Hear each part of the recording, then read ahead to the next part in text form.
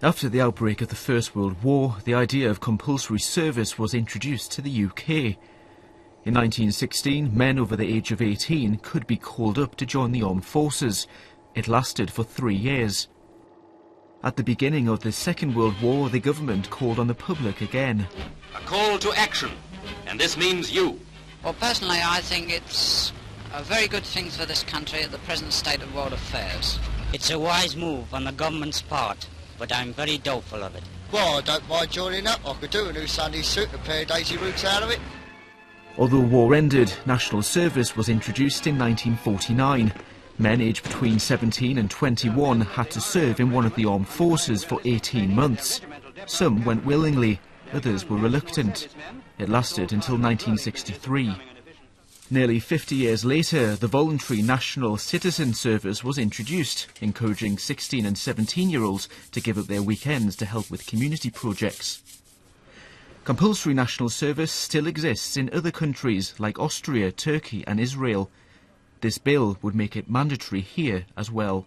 Jake Morrison, at 20 years old, is one of Britain's youngest councillors. Bob Croxton, a former prisoner, now working with young people. Very good morning to both of you. Morning.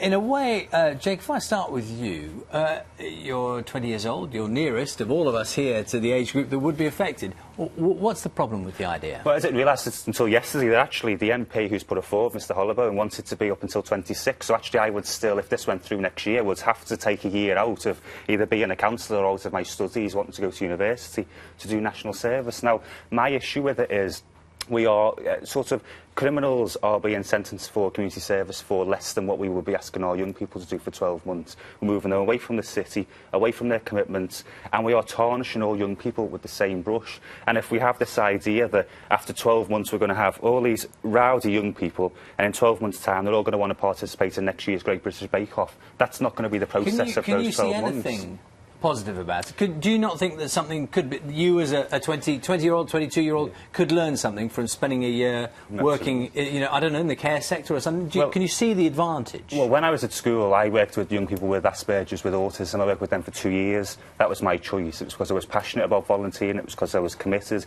And it was because I was empowered. We empowered our young people to participate in volunteering. When you force people to do something, you completely take away that element of compassion, which is exactly what you would expect from people who are caring for the elderly. OK, I know that, Bob Croxton, you work with young people trying to get them back into employment. You've heard what he says. Do you think it is might be a good idea? Yeah, well, I think we need to understand Jake's going home to his mum. You know, I've got 200 kids. Is that true? I'm going to college first, but yeah. He's going home to his mum. I look after over 200 young people, right? And some days young people come in and they pain me how little they understand about life. And is that because they're going home to their mums? Yes, a lot of young people. See, I train for the motor industry. We've got a classic car restoration training programme. We've got young people working on Ferraris, Alfa Romeos, Jaguars, and we try to make something a little bit different. And although they want to be mechanics, most of them come and they can't even use a plug. You know, and I look at them and we're trying to get them ready for the world of work and for life itself.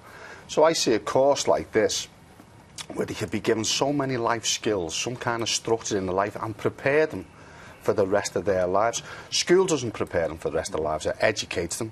The parents try their best to prepare them for life.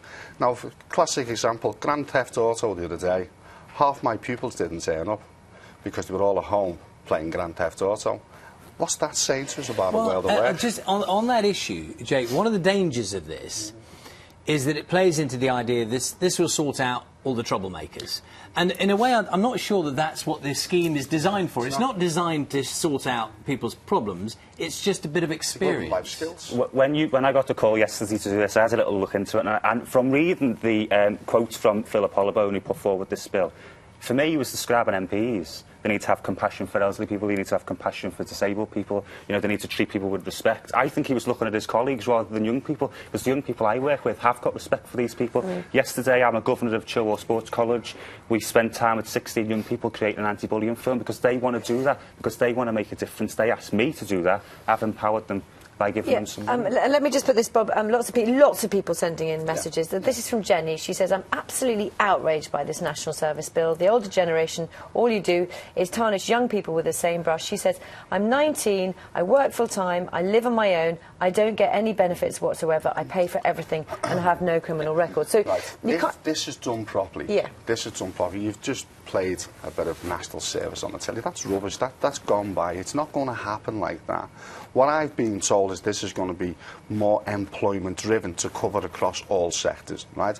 Now, also, I'm hearing that if a young person is in a job and currently in work, then they don't have to do this. And I don't know if this is true or not. So if you've got people in work, well, that's fine. But we've got a group of young people that need direction in their lives. And providing that this is done with sympathy, empathy, compassion, and done properly, then this can work. It really, really can.